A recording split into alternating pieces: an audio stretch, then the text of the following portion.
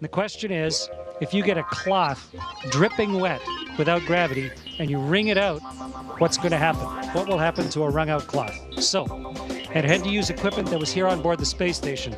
We may have the coolest washcloths ever here on the space station. I'm going to show you. Here's one of our washcloths. And it's packed in. It's put down into this little tiny hockey puck so that it saves space. But when you open up a hockey puck and you pull out your washcloth, this is the one I'm going to use for the experiment today. And so when you open up your hockey puck and turn it into a washcloth, it was compressed in a great big vise somewhere. Okay, so here's my washcloth, like a magic trick. And now I'm going to get this soaking wet, and then we're going to see what'll happen when we wring it out. Meredith and Kendra suggested that I dip this in a bag, but bags don't hold water in space, so instead I filled a water bag. This has drinking water in it. And I'm going to squirt a bunch of water into this washcloth.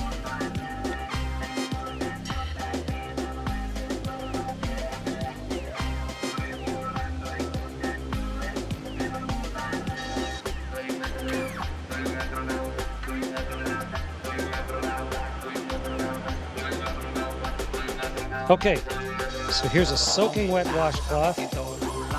Get the microphone so you can hear me while I'm talking. And now let's start wringing it out. It's really wet.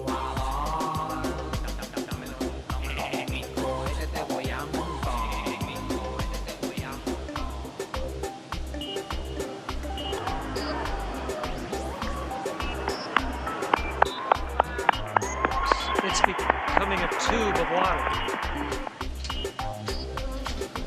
The water's all over my hands. In fact, it wrings out of the cloth into my hands. And if I let go of the cloth carefully,